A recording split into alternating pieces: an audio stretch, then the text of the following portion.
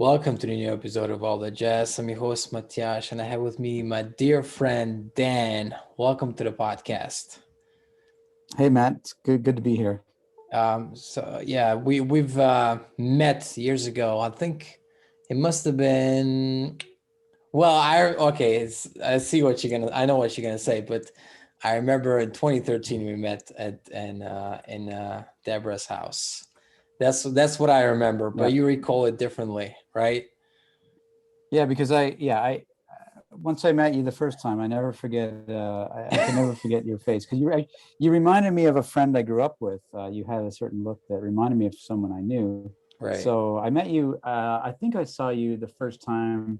Was the second time I went to Sedona, Arizona. Was 2010, maybe November or something like that, or October October. I 2010. was there in October. October, yeah. And I'm pretty sure I saw you like at one of Jacob's gatherings, I, I Jacob was there. Yeah. Merchant.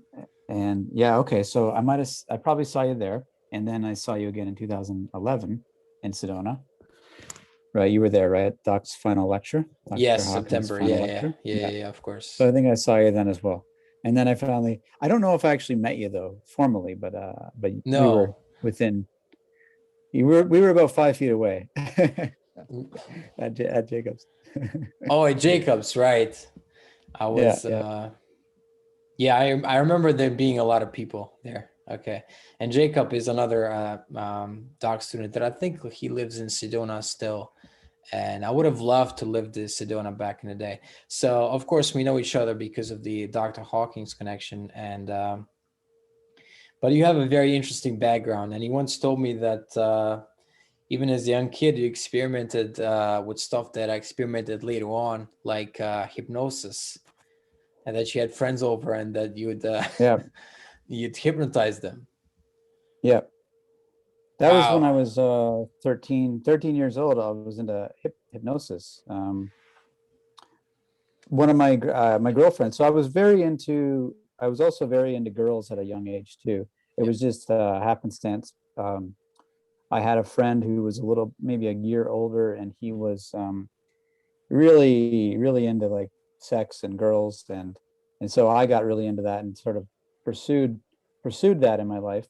It was a very major focus, was having a girlfriend, having sex, um but anyway, my girlfriend, I mean, that's part of my story as well. My girlfriend taught me or told me about this hypnosis technique, and I didn't know anything about hypnosis. um and she told us this technique that I guess her cousins taught her, and then I started playing with it on her and other people, and I was able to put her into really very deep trances. And Wow. then I was able to use use like a code, a password, or Yeah. or a special word that would instantly put her into a trance. Wow.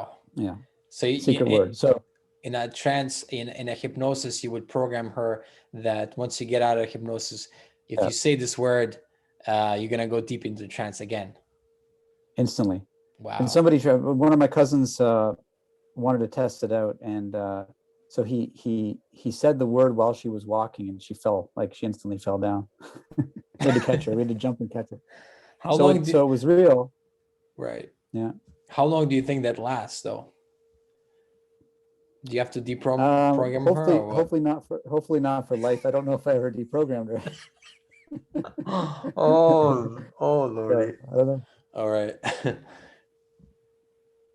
Yeah, I remember once in So yeah. class in Canada, we did a simple exercise similar to yours, which is you count, you try to make a person forget how to count from 1 to 10 by saying by omitting a word, but no, not a word, a number. And then it would work, and then but then obviously you put them back in place. But I don't think what you did would have a lifetime effect. I don't think that's the case, but maybe it worked for a few weeks or a week Yeah, I don't maybe. know. I hope not. Now that girl. So we also experimented with the Ouija board. Oh my And gosh. this is an interesting thing. A lot of people that start out on the spiritual path, what we call the spiritual path, start out with a lot of new agey and weird stuff, aliens. So I was into like all that. I was into aliens, Ouija boards, psychic. I was even in high school, I was kind of interested in witchcraft. So I went through this whole occult period. And in fact, that with that girlfriend, I actually saw a UFO, and I've seen many UFOs since, but this was by far the most tangible, the most visible, the most real, like flying spacecraft that I've ever seen. It was not of anything of this earth that we know. Was it that is like widely known. physical? Physical. Yeah, Like, it's physical. It had a sound. It was there. It was, and if you can look it up on the internet, it's a triangular shaped UFO, and it was flying. It's like flying backwards, like with the broad side flying first. And so her and I and her brother saw. Well, there was two. They didn't see the other one because it had flown over the trees, but they saw one. And to this day, whenever I talk to her, she says, "Did we see that?" And she has to like confirm. We saw that, right? And I'm like, "Yeah, we saw it." She's like, "See, like nobody believes me." But anyway, so you and I were have, you? How close were you to the?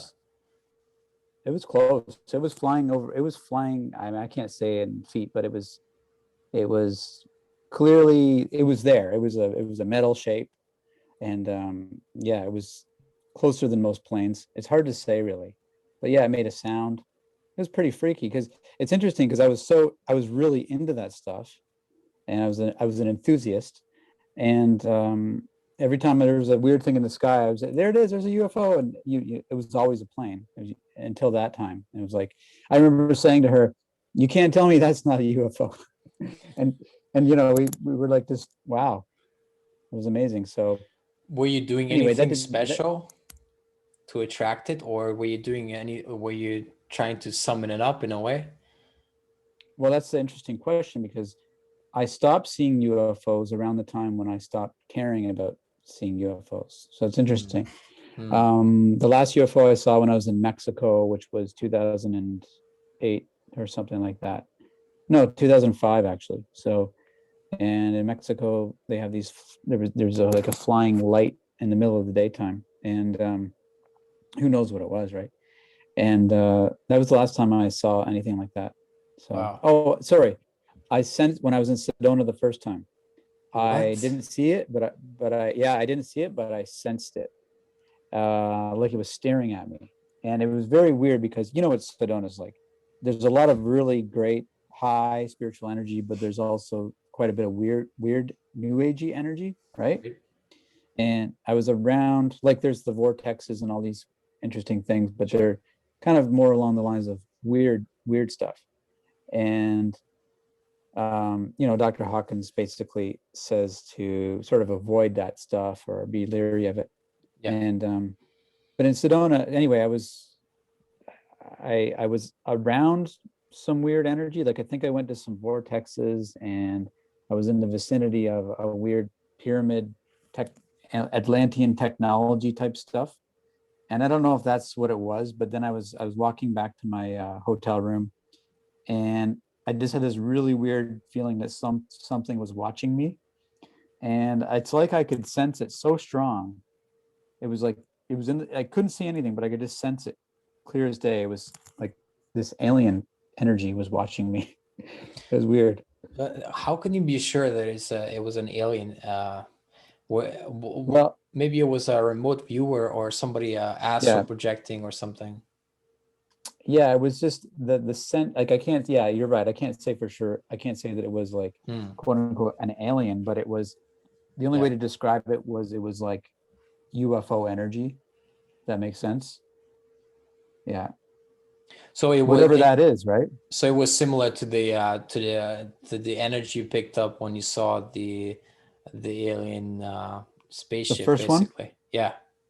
The first one was I had a weird feeling. I had a very, like, because I lived very close to that girl, and I ran home, and I just had this very kind of like scared almost feeling, but I don't know if it was the same. Like this was, so over the years I've developed intuition and that sort of thing. And sometimes you can sense actual energies. And some of them are higher and some of them are lower, right?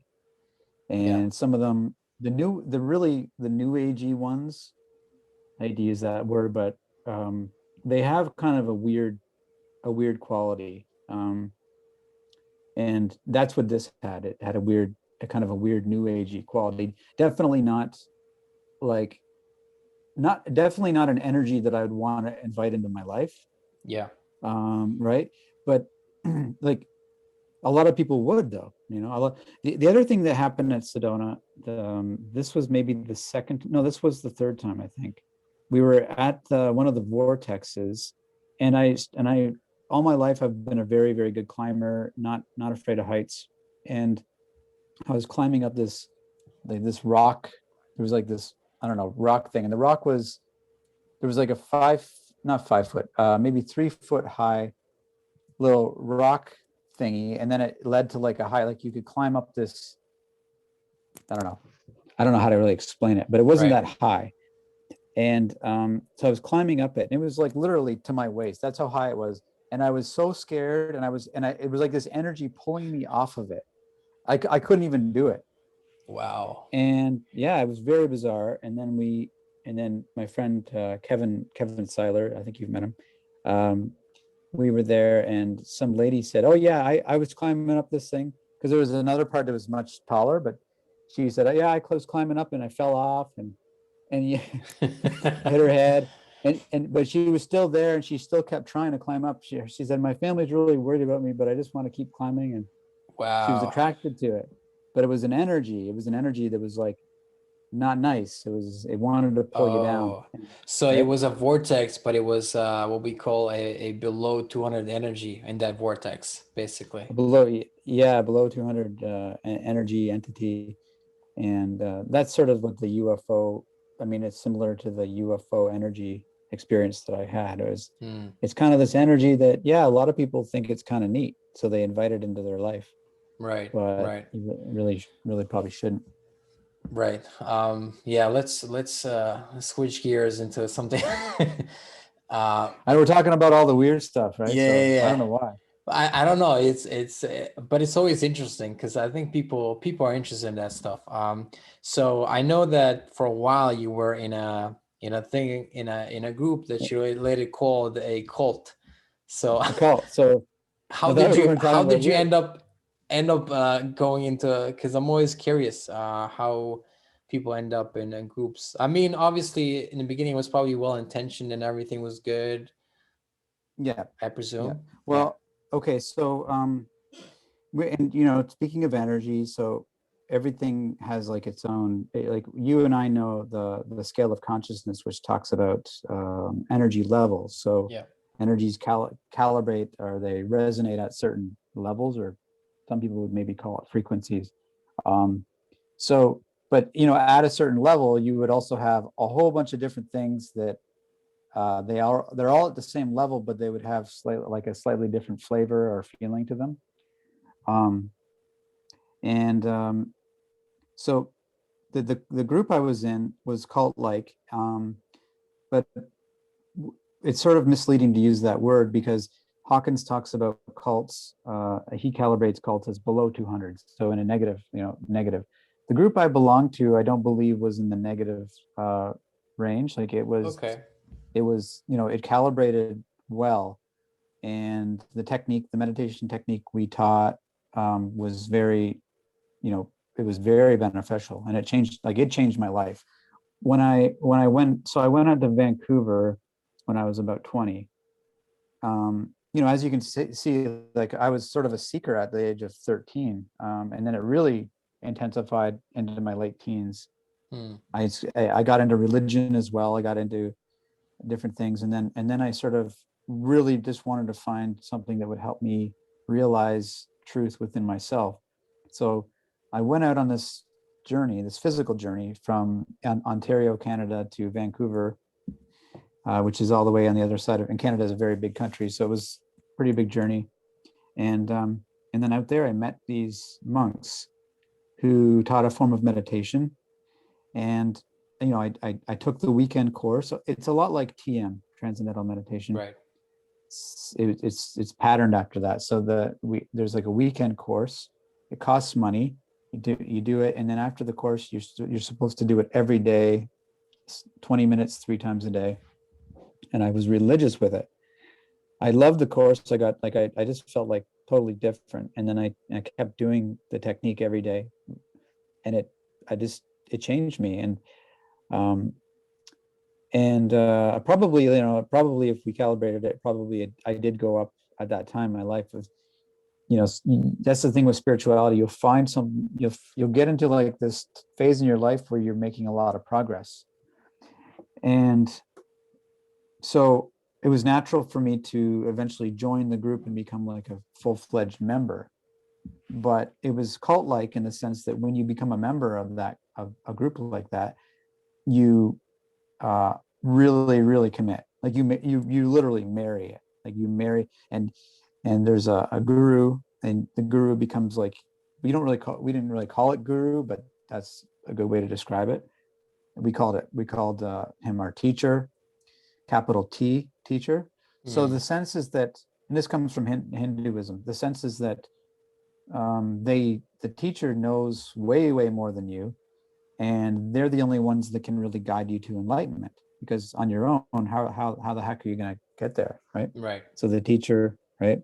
So there's a lot of value in having a teacher, because a teacher that knows more than you can, obviously can guide you in the right direction for your growth.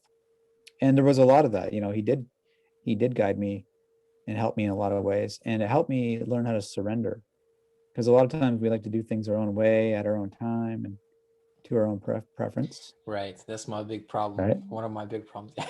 Right. All right. Well, you'd benefit from having somebody that just say, "Hey, Matt, you need to do this," and then you have to do it. Like, it's not like, "Oh, I think I'm gonna," because if you don't do it, it's, What happens? you get, well, maybe you might get shamed in a Ashamed. meeting. Whoa. Well, okay, so we would have a lot. This is one of the things I do not miss about the group at all. Well, I don't really miss anything about it, but that took me a while to get to that place. But one of the things I never missed about it was you had a lot of meetings, like every single night when you're in when you're at the main headquarters. So we had satellite centers as well, but if you were like seeing your teacher at the big retreat center / headquarters, there would be like a 3-hour meeting every single night. Every single night of the week, there would be a 3-hour meeting with like 50 to 80 people. What do you talk about? What do you talk about every day for 3 hours? It's crazy. You talk about, I don't know, but the meetings were always like, you didn't want to go, but afterwards you felt amazing. Okay. But one of the things you talk about is getting deeper in your experience with the inner silence, your spiritual experience. So you talk about spiritual experiences, and you might talk about emotional issues, but they always wanted you to get beyond that stuff. But if you were kind of like following your own program, you're in your ego and following your own program, you would get called out. You would get called out by your teacher, or maybe by somebody else. Okay. So there was the carrot and the stick approach. Right. This reminds me of a little bit of Landmark, I would say, in that they're very, you're late and you're like, why are you late and all that. I mean, I benefited greatly, I think, from Landmark, but and it does employ the carrot and stick approach as well. But this sounds like it was more geared towards not being on time, but more towards, you have to do the meditation. You have to basically trying to nudge you along, forcing it to grow spiritually, basically, right? Yeah, exactly. Nudge you along, force you to grow spiritually. That's what it was all about. And in some cases it worked. It works to an extent. Like, I found that it worked. It helped me, like I said, it helped me learn how to surrender. It helped me learn certain things that would take others a very long time to learn, because you're being pushed at a rapid speed. Then I hit a wall. Like then there was a point when I felt like I wasn't growing anymore, and it was actually holding me back, because it's very controlling. I Yeah, sent sounds you like. a link. Yeah, I sent you a link to a book that actually helped me eventually get out of the group. And the book talks about gurus in particular, but the general topic is authoritarianism. And the book's called The Guru Papers. And it talks, and so that book really opened my eyes to what I already knew was going on, is that there's almost, well, there's too much control, and some of the control is for the purpose of keeping you locked in, kind of, Yeah. right? And yeah, so there's in some of the, I guess, the belief systems. See, the group was a lot to do with going beyond belief systems, but it still had its own belief systems. And so there was a lot of wasted energy, kind of upkeeping the belief systems, the status quo, the protocols, the norms. You learn your own lingo, like in groups like that. You have your own lingo, Of course. right? You have your own lingo. You have, and you have the expectations. You have ways of behaving that you're expected to conform to. But there's a lot of things like that that sort of make up your involvement that have absolutely nothing to do with your spiritual growth, right? Mm-hmm. Some of those things at certain times can help, but they can also become a hindrance. For example, I had a special name. I had long hair. I wore white. I taught meditation, and all these things are to help you get beyond your former identity, but then they create a new identity and a new attachment for you. Right. So And then it becomes counterproductive. and then you felt it was you were not growing anymore, and it was time to go, basically. Yeah, I felt like I wasn't growing anymore, and I felt like it wasn't what it said it was. So I watched this documentary about Mormonism years later. Oh no, a few years later. And there was a guy who had left the Mormon church. And basically what he said was, even if it's the greatest thing, even if Mormonism is the greatest thing since sliced bread, if it's not what it says it is, it's not worth risking your life for. Because he talked about when he was a missionary for the Mormon church, he was in some dangerous country, and there was crocodiles and swamps, and it was a great experience. But he had kids, and he thought, if this thing isn't what it says it is, then it's not worth, even if it's a great thing, it's not worth like risking my children's lives for. And that's sort of how I felt too, is that it wasn't really what it said it was. For example, there wasn't as many people enlightened in the group that we told ourselves were, right? We told ourselves various lies. Was there And even though anybody there was good, enlightened? no, I don't believe there was probably some people got into the 500s. I believe there was like maybe a few people that got into 500s.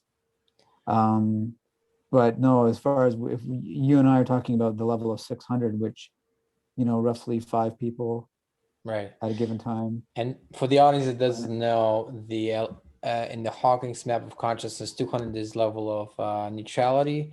So between 0 and 200 is negative, and above 200 is, well, including 200 is positive. So level 500 is the start of love, and the level 600 is the start of enlightenment, up to 1,000. Right. I think I saw somebody get into the 500s when I was there. And I saw people looking back who were, below 200, but the group itself probably was above 200. That even the teacher, my teacher, was above 200, and he had a lot to share. There was a lot of wisdom and commitment. He was so committed. Like, he was so committed to my growth. So even though he might have been wrong in certain ways, and even like too controlling or maybe even abusive in some ways, he still did so much good for me and for others. I would never see it as a negative. I could never look at that and go, that was wrong or negative. And but having said that, I got out. And it took me 3 attempts to get out of the group, because Wow. I was there for 10 years. So your identity, it's your identity, it's your family. As you know, I was married and I lost my marriage. Yeah, I had to, go through a divorce as a direct result of leaving the group Wow. because she was still in the group. Were you like So I lost working everything. inside the group as well, or were you working outside but part of the group, Yeah. or how does it work? Well, you teach meditation for a living within the group, and then I got into Wow. debt, so I took a job. I took a factory job, but I mean, I could have been going to college. I could have, been doing other things with my time, but you end up spending all of your time and energy toward like putting it towards the group. There was a good documentary about a group like this, and it's amazing how many of them there are. Like I think in this documentary, someone said there's one of these groups in every town, and it's interesting to watch films about other groups because there's similarities and then there's differences. But one of the things that this group did, which was sort of similar, is the guru was really into ballet, and they would put on these amazing ballet performances once a year. They would go all out, costumes and everything, and they would do this amazing performance for themselves. There was no audience, there was nobody. So all these people put all this energy and talent, creativity, money into the group for the group's purposes, but they weren't able to share it with the world or benefit themselves personally, individually. Right. So Why it's not put on a show and let other people sure, come and see? right. That's sort Yeah. of the nature of it, right? You end up, and we would have these amazing talent shows and different things where people would just use all their talents devoted to the group, to the teacher. And there's not necessarily anything wrong with that, but after, if you do that for 10, 20 years, you you're disconnected from the rest of the world, and it's hard to reintegrate into the other, the outside world. Right, You're in a right. bubble, essentially. You're in a bubble. So it sounds like it was very mixed bag for you personally, and then towards the end you didn't get any benefit, so you got out basically. Yeah. Yeah. And then you go through the process of deprogramming yourself, and Wow. And when did you find Dr. Hawkins?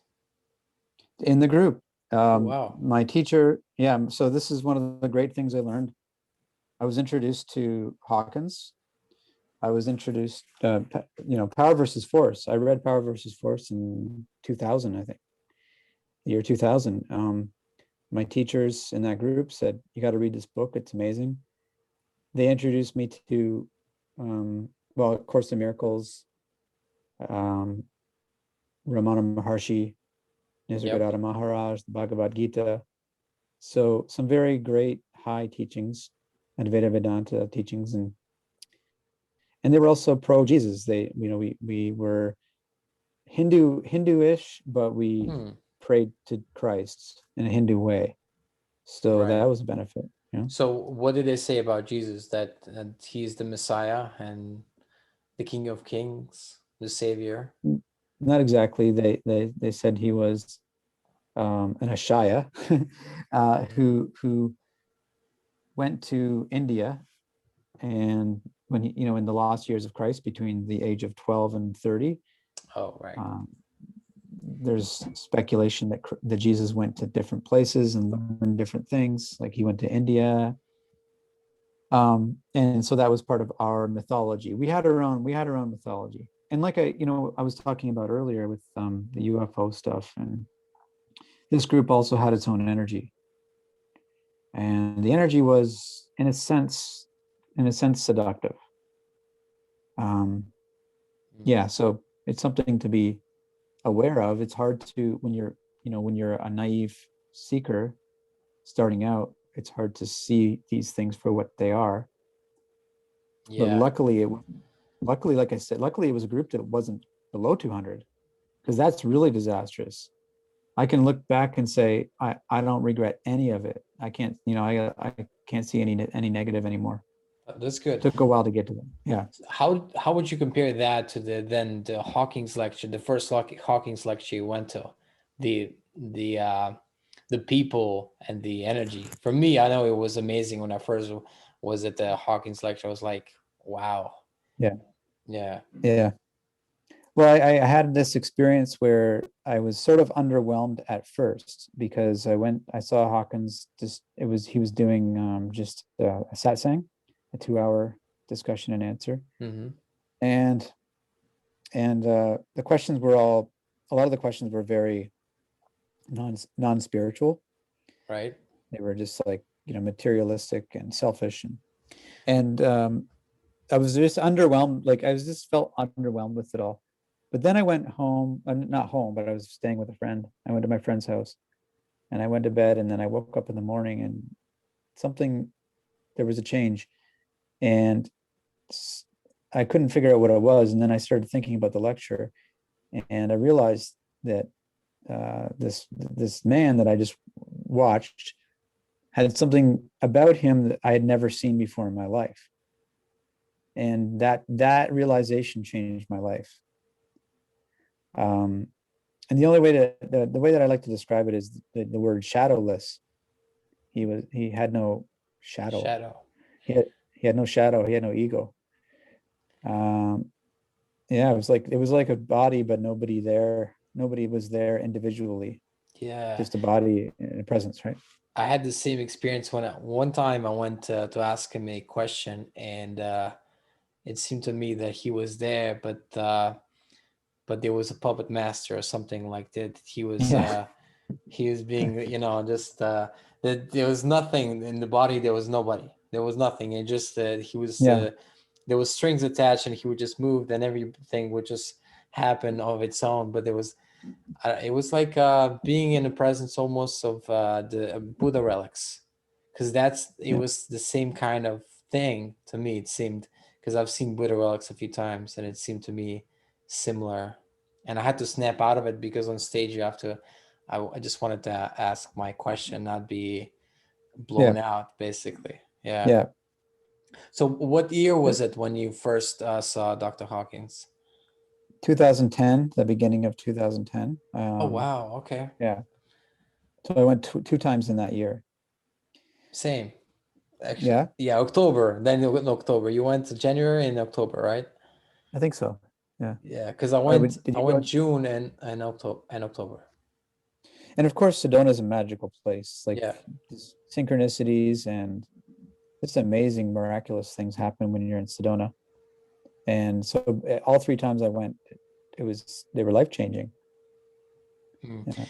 So you wrote a book when I was in Canada. You were writing the book, and A Yeah. Willingness to Love. So I have it right so here. amazing. I think I read the early draft when you were writing it, Yeah. and yeah, it was. So, what do you think is the thing that prevents people from to be willing uh, to do spiritual work and stuff? Obviously, you probably had some resistances, as everybody does. Yeah. You have to have a reason to do it, I guess. You have to want, um, there has to be something that's pulling you forward, Not everybody has that. I guess they're not mature enough.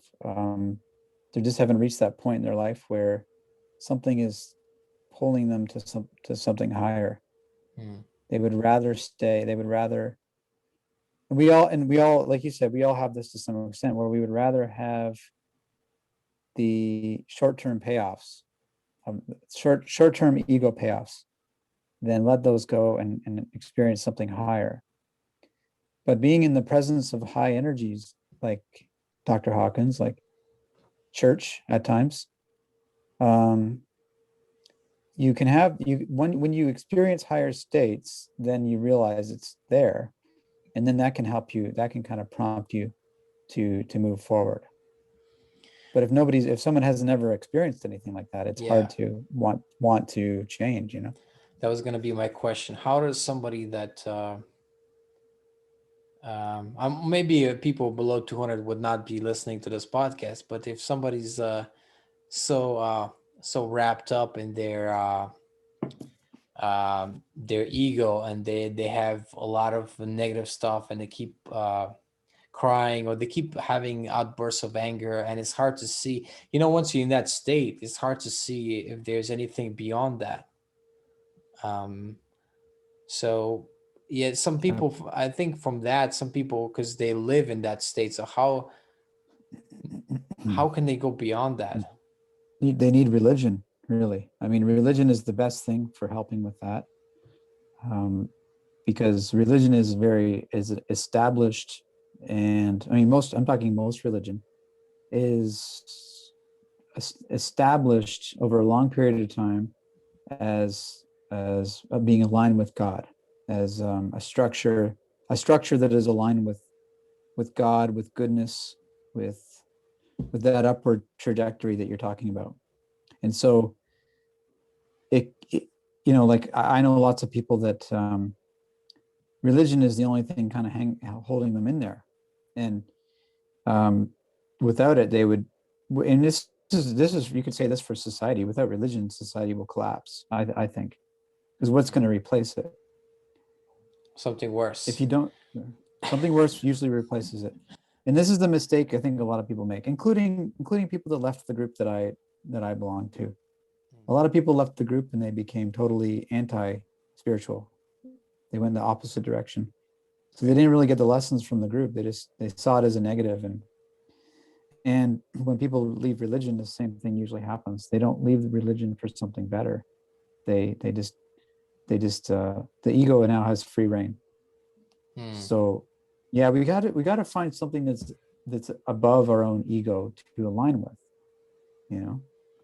Right. Something that's not gonna be, oh, I'm right all the time.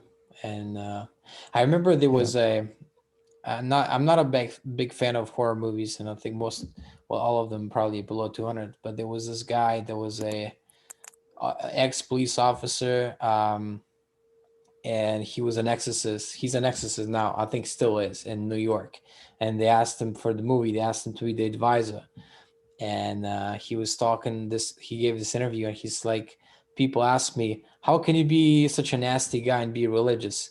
And the guy's like, well, can you imagine how nasty I would be if I wasn't religious?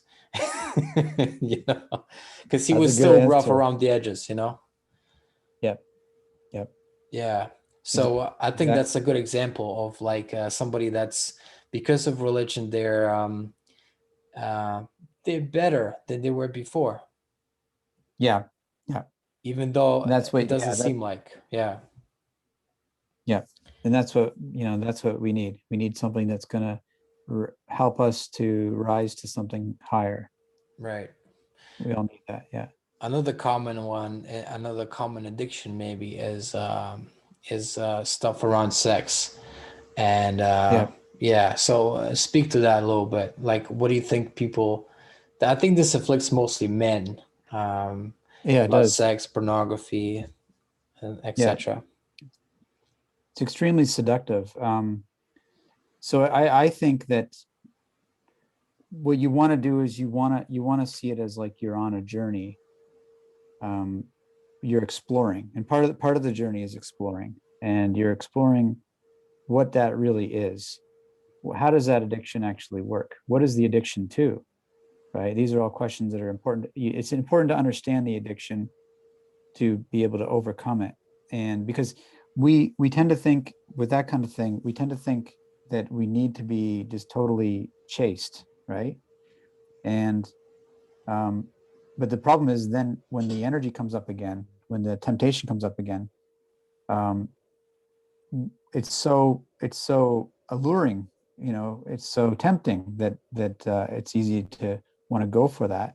So it's better than trying to be completely 100% chaste is trying to redirect that in a more positive way. So like kind of like owning the sexual desire and being okay with it, kind of like becoming friends with it instead of trying to either repress it. This is what I see with a lot of guys. They're either into like fully into porn or they're trying to repress it, and they need to find a middle ground. And the way to find them, yeah. What is the middle ground then? Sorry, go ahead. You got to realize that, okay, so porn has got to be totally out. because it's just so, it's like the sexual addiction on steroids. Yeah. Porn isn't the addiction. I believe porn is not the addiction. The addiction is to orgasm. That's what the addiction is. It's the dopamine that is released before and especially during an orgasm. That is the addiction. When that is happening with a loving partner, it's not a bad thing at all. It's a great thing. But when it's happening outside of a loving relationship, it's not a good thing. So that's also something to realize, is that any kind of, I guess I would say, any kind of orgasm outside of a real loving, doesn't necessarily need to be a marriage, in my personal opinion. Although God might disagree, I don't know. I have to ask him. But but anything where you're alone, or you're with somebody that you don't really care about, I think is a negative. Yeah. But it's okay. Right. It's just yeah. Yeah. So how do you know then? This is a good topic for me, because I often struggle with this. When you're with somebody, how do you know,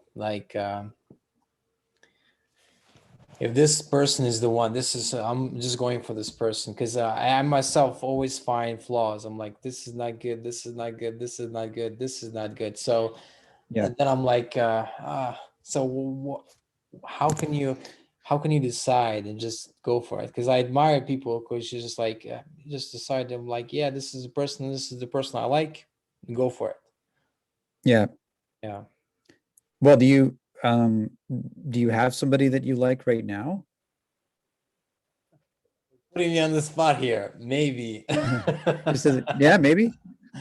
Well, then you just put one foot in front of the other, because you don't.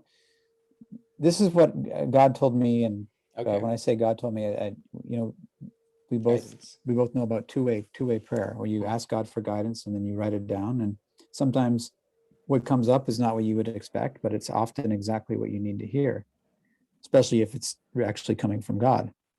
And when I was in Thailand, what came to me was, it's okay to have a girlfriend. So that's the guidance that came to me, and it came out of nowhere. It's okay to have a girlfriend.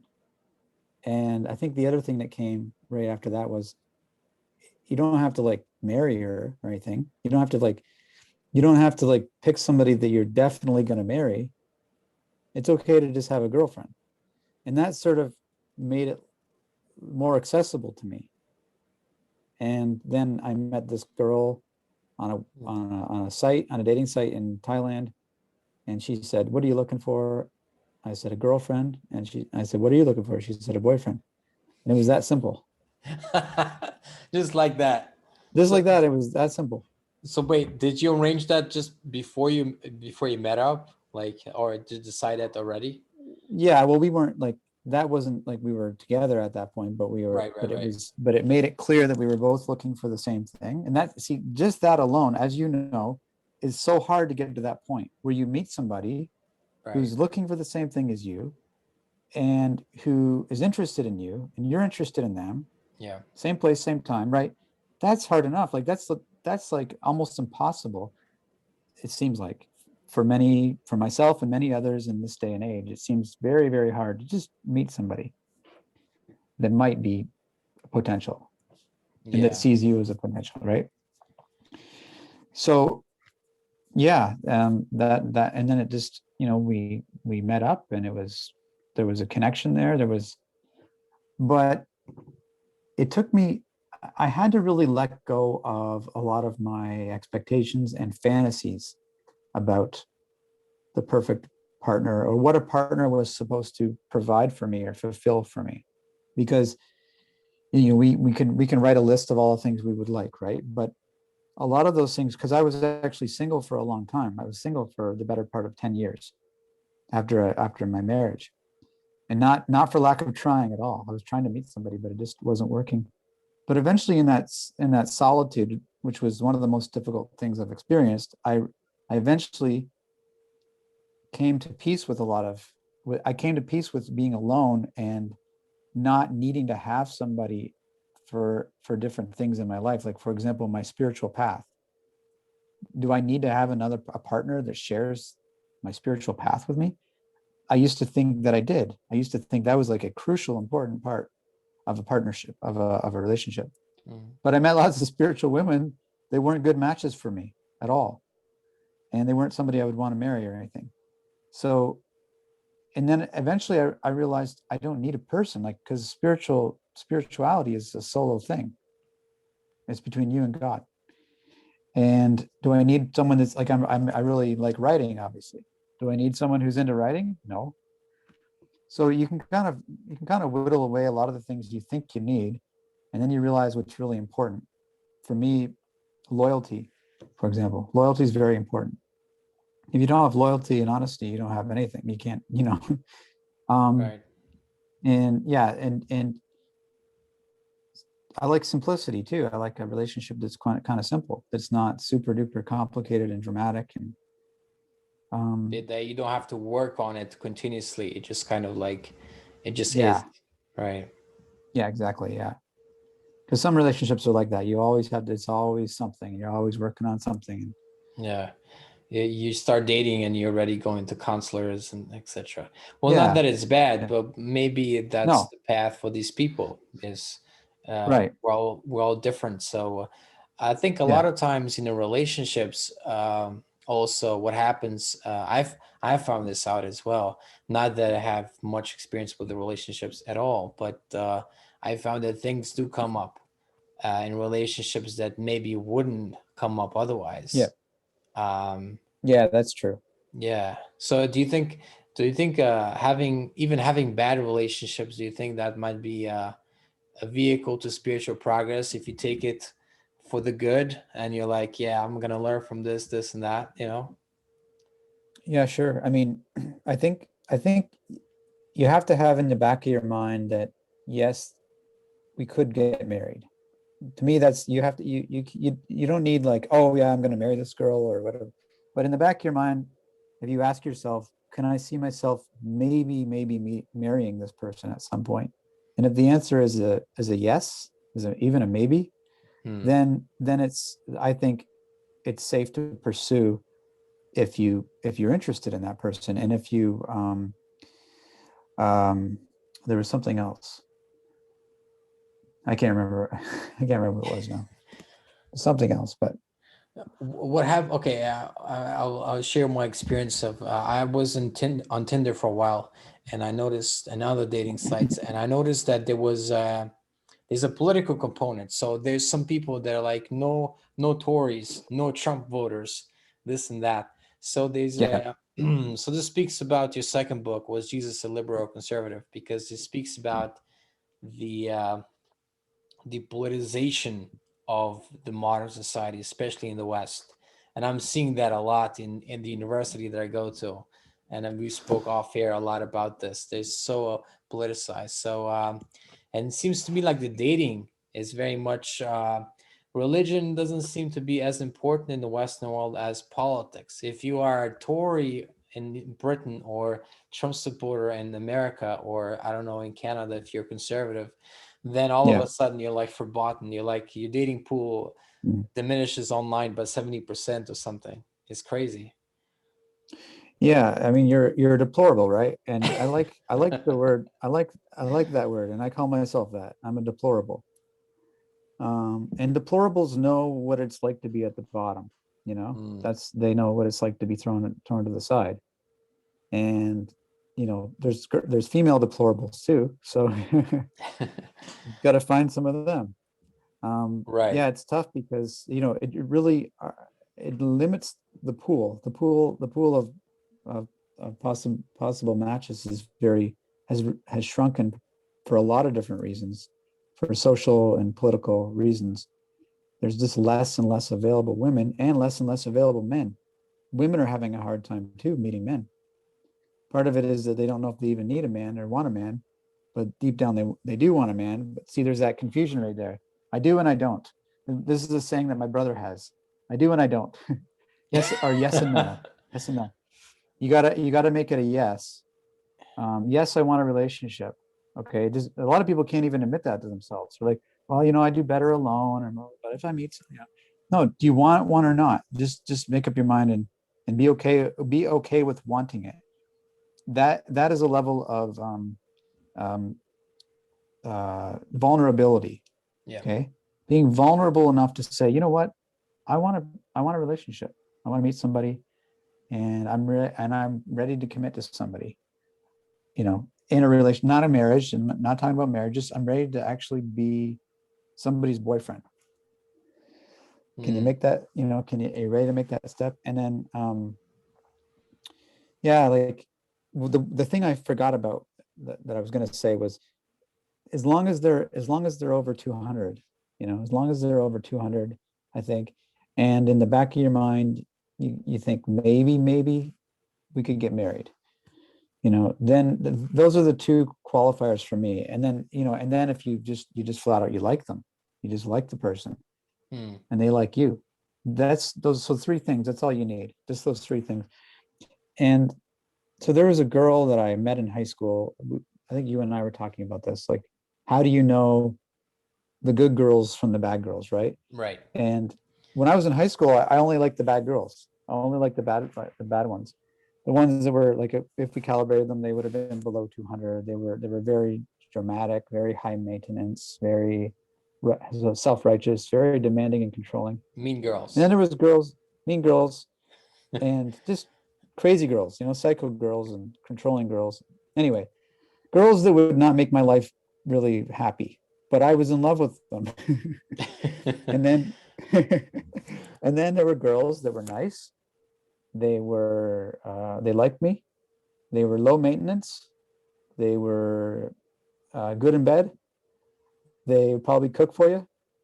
And you know, it would be nice. It would be a good experience. Do your And laundry, cook for you. probably, yeah, it was like, and yeah, they'd be really good. And I liked them.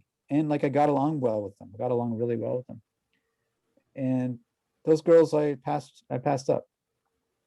So looking back, in some cases, looking back, I know exactly who they were.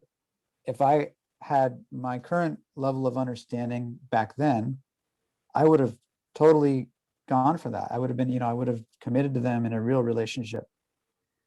Part of it was maybe I was afraid of a real relationship. So I would avoid those girls and then I'd go for the girls that I couldn't really even get. And even if I did get them, it would be a nightmare. So then it would break, you know, it was guaranteed not to work. So looking back on and seeing those girls that it's not like a regret, but it's like, I still like them, you know, even to this day, I still like them. And if you know, circumstances were different and they were free and I was free, I would still go for them, you Mm. know. And it's not like this fiery love romance feeling about it, but it's this really nice, like, yeah, I like you, you know, and you're cool and you're good for me, and I think I'm going to be good for you. Yeah. Right. There's this distinction that Doc makes. I mean, Dr. Hawkins, that is really interesting. It talks about the love in the 500s, and it talks about the possessiveness, the infatuation. I forget what the main word was, what that he labeled this with, but it was like a level of 140 or something. It was very you know, first you love somebody, then they don't like you anymore, and then all of a Yeah. sudden you're angry because it's an involvement with each other. It's not a like an Involvement. Yeah. alignment, it's an involvement, right? And I think Hmm. a lot of people go for that, like that's the passionate love, as they call it, is all Yeah. about involvement, you know. And I think you can have that passion with the good girls. Like, it's so you're not deriving the passion from drama. Because I mean, and I was in a relationship with somebody who you actually know, and it was it was very fiery, right? You know the person I'm talking about, right? Yeah, yeah, And looking definitely. back on that relationship, looking back on that relationship, um, that we our main connection was actually sex. I didn't realize that when we first started hanging out, because her and I were both into spirituality. and that seemed to be the initial attraction. But then we ended up getting into a relationship, and what got us together really was sexual chemistry, which was created by sort of like this dramatic energy that you're talking about. And there was sort of spiritual energy mixed in with that. So, but when I look back on it now, the attraction to her, or the attraction that we had, was mainly a sexual thing. Not that there's anything wrong with that either, but I think it's that's sort of hard to sustain. Right. I don't know if you know Jesse Lee Peterson, but he's just a talk radio guy, a black guy in Los Angeles. And he always, when people call him for relationship advice, and if they have sex before marriage, he always says that the woman is a sex dealer and he's an addict, basically. Because that's what happens, the dynamic. Like she's the dealer and he's an addict, basically. So he always recommends people not have sex before marriage and then to get married and then move in. Like he doesn't recommend even moving in before the marriage is done and all that. So what do you think of that perspective? Well, is he, what about if you're 41 years old? You know, it's like, I don't know. I mean, that's how they did it, and that's how they've done it in religions. The way that religions have done it, there's wisdom in that, right? That there's wisdom in how they approach it. But for me personally, I would rather date and have sex because, you know, I don't know if we're going to get married, but I mean, I think he's talking about an ideal that would work for some people, for sure, but not for me. Not for me. Not if you've already had sex. Well, he's a minister, a trained Oh, there you minister, I go. think, as well. So He's going with that. Right. But let's okay, so here's the thing. If you, on the sex topic, if you've never had sex before, and you've never, like, let's say you've never masturbated before in your life, and you've never watched porn, then I would recommend that. I would recommend that approach of just don't do it. Don't masturbate. Don't watch porn. Don't have sex before marriage, and try to meet somebody who's on the same page, and then do it that way. Because when you expose yourself to those experiences of ejaculation, orgasm, pornography, and sex in general, it's addictive, right? It's a very, very addictive thing. Yeah. And but if you've never my phone's not charging like I thought it was. but if you That's all right. But if you've never experienced that before, you don't know what you're missing, right? Oh, it's charging now. I heard the sound. Yeah, it's good. It should be good now. I think it's good. Oh wait, no, I turned around. Okay. So if you've never experienced that, you're better off. But if you've already experienced it, you got to work with what you got to work with, right? Like if you've already had sex, like trying to go without sex before marriage that's not for me, at least. Some people can do it. Right. Let's talk about. I remember one time you told me a story. You wanted to. I think it was a meditation group you wanted to establish. You wanted to rent a room from this church, and they asked you a political question, and they were taken aback. Oh yes. What did they ask me? They asked me, "What is your stance on same-sex union?" That's how they worded it. They said, wow. Same-sex union. Yeah. And I said my group wouldn't have a stance because we're going to be doing two-way prayer. So two-way prayer, you just pray to God. God, I want guidance, maybe on something specific or maybe just general. And then you just wait and see what happens. See what comes to you or what comes to your friends, and then you write it down and share notes. And so obviously we wouldn't really have any real dogma or opinions on anything. And I guess I quoted one of the traditions of the 12 traditions of 12-step groups, which is we have no opinion on outside matters. Yeah. Hence our name ought never be drawn into public controversy or something like that. Anyway, yeah, it wasn't good enough for her, I don't think. Really? So you were rejected? Yeah, I believe so. Like we didn't hear back from them anyway. She was going to take it to the the board, but I don't think she was pleased with that. They had actually their minister was gay. I met him as well because I went to one of their meetings. It wasn't a church service; it was like a spiritual meeting they were having. Right. So he was gay. So they really wanted to make sure anybody that had anything to do with the church was pro gay relationship. What kind of church was it? What denomination? Anglican, I believe. Yeah, Anglican. yeah, yeah. Yeah. So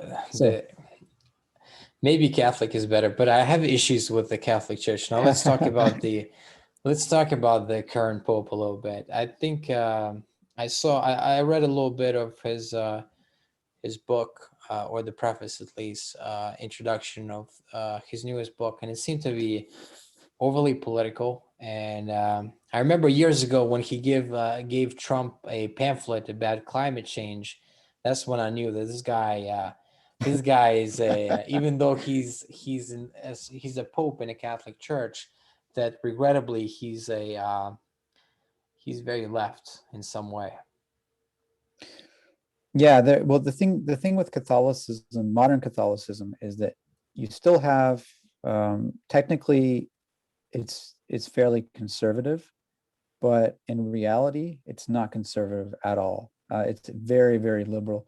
I work in a Catholic school system, and what they teach in terms of issues like the one we were talking about before, like homosexuality and different political hot topics like that, it's all right down the left wing view on things, and as well as the Pope seemingly. He might not come out and outright say certain things, but you can tell that he's definitely left leaning and definitely, as you said, very political.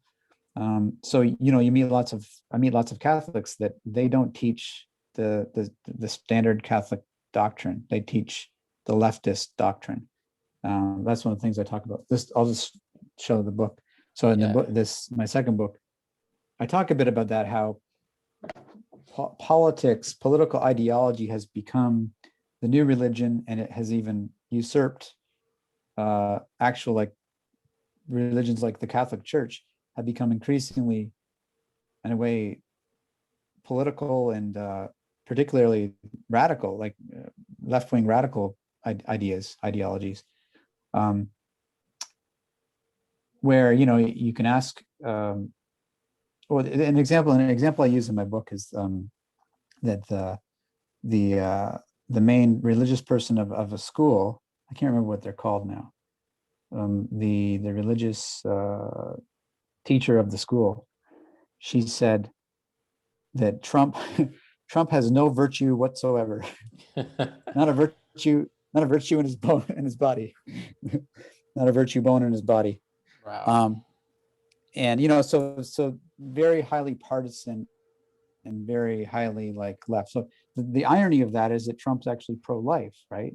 And Catholics are supposed to be pro-life, so they would at least agree with Trump on that, right? Right. But they can't agree with Trump on even things that they like that he's doing.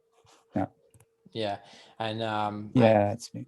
like Pope also took some shots at Trump by criticizing the border wall early on. I think even before he became president and things like that.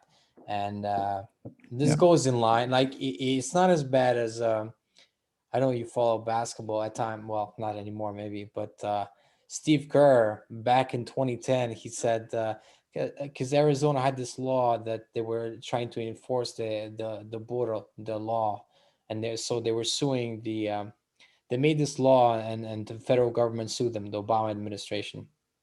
And Steve Kerr came out and said that this is a Nazi law.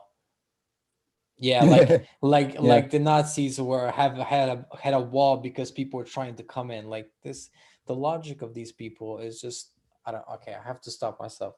All right. It's not right to equate it. You got to be careful before you equate anybody with Hitler and with Nazism, and they tend to be quick to do that. I mean, not just people on the left, people on the right do that as well.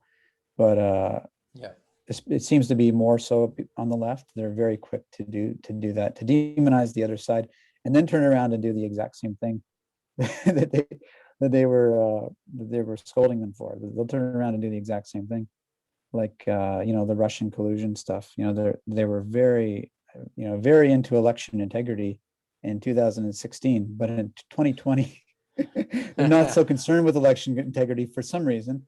Right. And so the hypocrisy is something. This is one of the things, like with this book, I talk about how politics can really, Wow. it can really get you down. It can really. I Are you think, still there? oh yeah, I'm still here. I think my camera stopped working, so we'll have to wrap up. We have to wrap up. Maybe, yeah, in 5 minutes or so. And it happens rarely, but it happens from time to time. So it's okay. Yeah, it can really tick you off. It can really, and anger, it doesn't calibrate so high. So Yeah. for me personally, I need to limit my exposure to politics.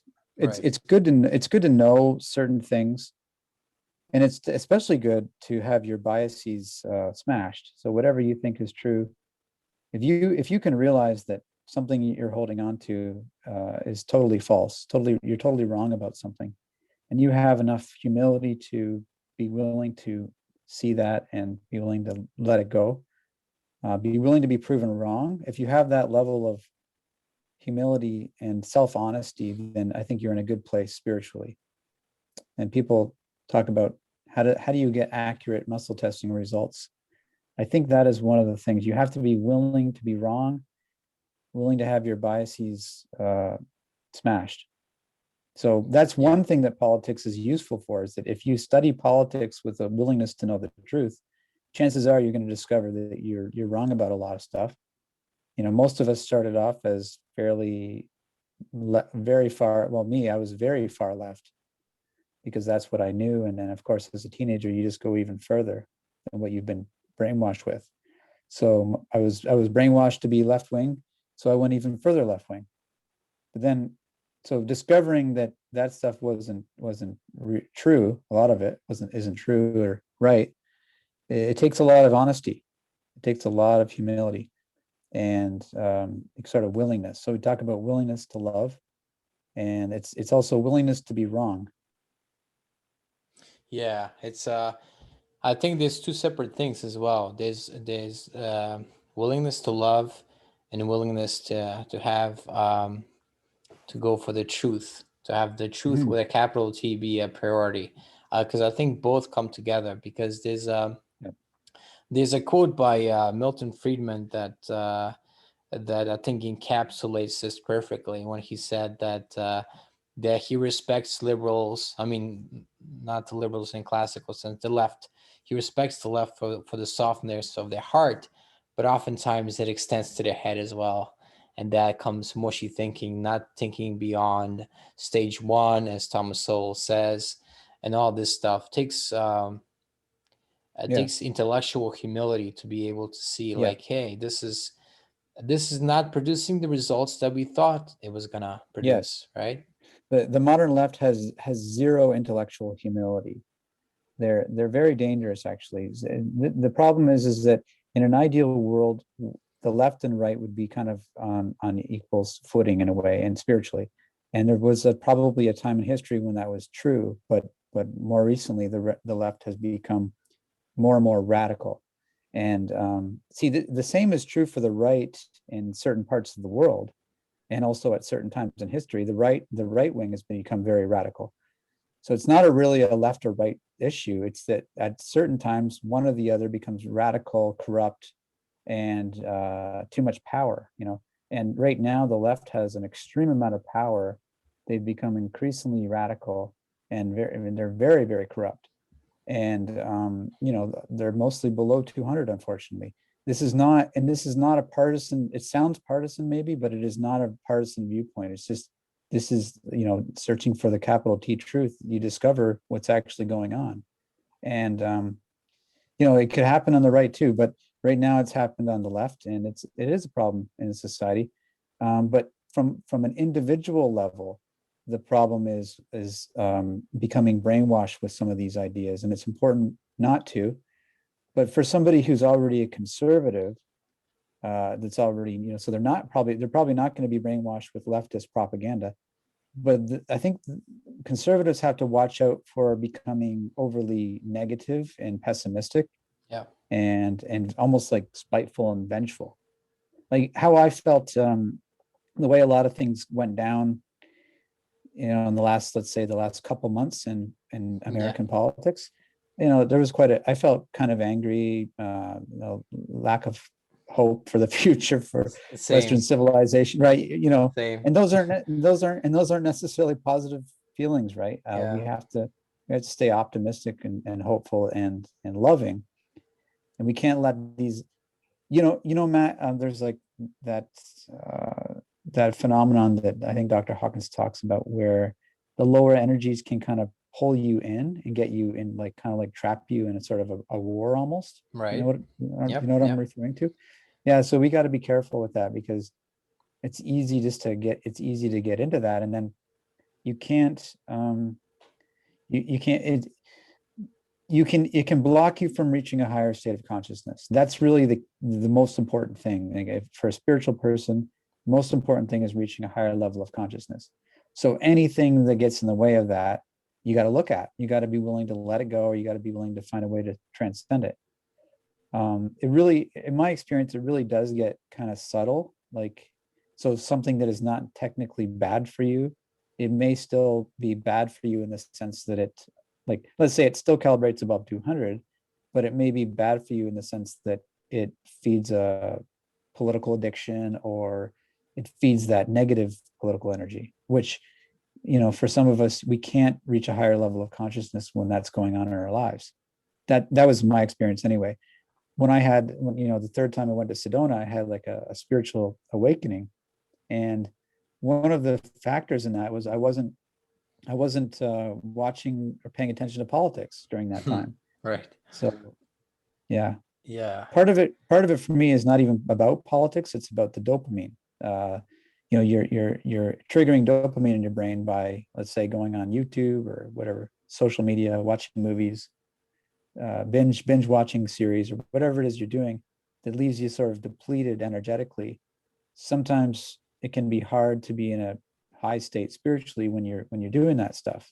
Not that it's bad in and of itself, but as Hawkins said this, like, spiritual path is kind of a radical path, and it gets more and more radical the more, I'm saying radical in a good sense, Right. not radical Right, politically, radical inwardly, spiritually.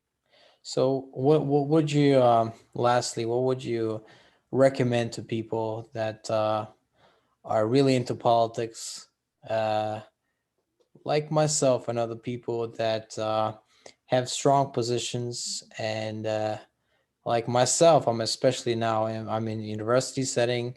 There's a lot of critical theory, a lot of things inspired by Marxism, let's say, and how to navigate that below 200 stuff, that negative theories, paranoid theories, I call them, and how to navigate that and still be uh, progressing spiritually. Because, well, I think it affects people differently. Like I said, for me, it would be very hard to navigate that. I have to really limit my exposure. That's just me personally. But the ancient Hindu understanding is that we had like 4 or 5 different classes of humans, and there was the priest class, then there was the warrior class. And if you're in the warrior class, then you sort of take up a sword to some extent. You feel called to be a part of the battle, and I think possibly you're in that energetic class. In which case, maybe, right? Yeah. In which case, it's something you have to do. But you really got to watch. I think you just really got to see how different things are affecting you spiritually, and if it's a lower energy, even if you feel like you're fighting a good fight, if you feel that it's bringing you down at all spiritually, then you got to look at it. I think that's just the key. You got to, again, it comes back to self-honesty and being totally honest with yourself. And like, I'll give you an example. I just watched with my parents. I just watched on Netflix. Sorry, not Netflix, Amazon Prime. They got a huge new TV, and so they got already had Netflix, but now they have Amazon Prime, Apple TV, and a whole bunch of other stuff. Oh man. So I was visiting them, and I'm like, first of all, I want to like experience this new massive TV, and I also want to watch Jack Ryan. You know the show Jack Ryan? No, I never heard of it. Starring John Krasinski he played in The Office. Okay. Anyway, he's in this show that was written by a famous John Clancy or somebody who writes thriller novels. Anyway, right. It's a show that I've wanted to watch for a while. So I did. I watched like 2 episodes. First of all, I was only going to watch 1 episode because it was getting late, but of course it's addictive. So you have to watch 2, and you end up going to bed at 12 o'clock at night. And the show is a very good show, but it's filled with violence, politics, and sex. Okay. Right. So the effect that that's having, it's not that it's bad, but the effect that that's having on your body, you end up going to bed late, you wake up tired, and then these energies of sex, politics, and violence are circulating in your consciousness. So is that really going to help you get to the next level of consciousness? Probably not. And it's probably, if you did that every day, it's probably not going to help you at all in that area. Yeah, it's very hard. When I read that book, Why I Stopped Talking to White People About Race, something like that. That's a very popular book. And I thought it was full of her paranoia projected out. And the more accurate title would be Why I Stopped Talking to White People because they don't agree with my paranoid theories. And then I read a book that was the opposite of that, and there was a black author that says, please, liberals, please stop helping, something like that. And it argued a very solid case. But oddly enough, I'll say this, that the first book, the one about stop talking to white people about race, that it was more emotional and it more lured you in. He had this quality of persuasiveness, while the other book, while it was pure reason, it was dry. It was dry. And I hate to say that, but that was the case, at least with those 2 books, contrasting them. And there's it's so hard because it's luring. It is. It's luciferic. It like draws you in. It like, there's this injustice. We have to be vocal. We have to fight it. So you can see how easy it is to be seduced, and especially if you didn't have your training, if you didn't know about Hawkins and myself as well, we could easily be lured in and seduced and hypnotized by that stuff. It's really a form of hypnosis in a way. Yeah, it is mass hypnosis. Yeah. Okay. Leave us with one positive prediction that you have for the future. What do you see? What do you see happening for mankind? That's a really hard question. Well, I think there's still a lot of people who believe in freedom, and that will persist. I think that will persist. So we'll find a way. I think we're going to find a way to maintain freedom in the short term, and probably even the long term, because once you know what it's like to be free, you don't want to give it up too easily. There are some that are willing to give it up, but there's enough people that they see how valuable it is and how important it is to maintain it. Yeah. Okay, hopefully they have. I think I'm a believer that in 2025, like the book Glamour says, there will be a change, not just a change in the energy of glamour, but a change in a higher level of consciousness of mankind. At least that's my hope. And before that, there will be 4 bad years. And to be honest with you, like I don't see any right now. I don't really see any positive trends globally, socially. I don't really see any positive trends, except there's some nationalism is not really hugely positive, but it's sort of a pushing back against globalism. And globalism isn't like necessarily negative, but it's the form of globalism right now, it seems mostly tyrannical and authoritarian. So there's this pushback that's coming, kind of like has a nationalistic flavor, but it's pro freedom. And like, I don't want to make this too political, but we already have. But Trump gave a speech, a CPAC. I don't know if you watched the CPAC speech. I was driving home from my parents, and I felt like God told me to turn on the radio for some reason, and I turned it on, and Trump was speaking at CPAC. It was a pleasant surprise. And anyway, it was maybe the best political speech I've ever heard. It was quite excellent. And what made it so great for me is that it really gave me more optimism, that because Trump he's not backing down, he's not going away, he's not going to just curl up and just accept any kind of false narrative or false defeat. He's going to keep fighting for what he believes in. He's going to keep fighting for freedom, and that just tells me that that's not dead. That there's people, and there's strong people like him that are still very much pro freedom, and very much they still have a lot of power. So that's the most encouraging thing that I've seen recently, that he's not backing down, and that just gives a lot of people a lot of strength. Right? It's great. It's amazing. I love it. On a political level, like Trump is, yeah. I hate to say it, but I never thought Donald Trump would be. I really didn't. I never thought, I wasn't really pro Trump at the beginning. I know. We had disagreements. Yeah. Would be, because his personality, his character, he's got a lot of flaws, but in this context, he has been a force for freedom, and in that sense, a force for good. He wants to maintain some of that freedom, and well, the other thing, I mean, I don't know if this is going too long, but the big problem I see with politics is there's this trend of somebody said it as like self-loathing, and it's what you're seeing a lot too with all the race. There's this element of self-loathing, of really not liking, especially white people, not liking their own race, or Americans not liking their own country. And I spent a year in Thailand, where Thai people love Thai people. It's like, and what kind of food do you like? We like Thai food. And what's your favorite country? Thailand. And there's something about that that's really, really refreshing, and it seems right. It seems like there's nothing wrong with it.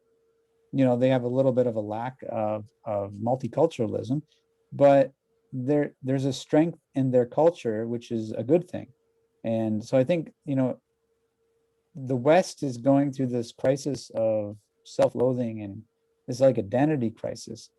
And I don't know how we're going to come out of it, to be honest. I really don't know. But we have so far, since Greece, we've come out of it. Right. I think we will, but it's going to be, unfortunately, I think it's going to get a lot worse before it gets better. And I don't know if it's going to take 4 years or more than 10 years. But yeah, hopefully we will. And I see it like a 10-year, there's like I think we're in a 10-year period. The next 10 years is going to be very interesting. It could be pretty bad.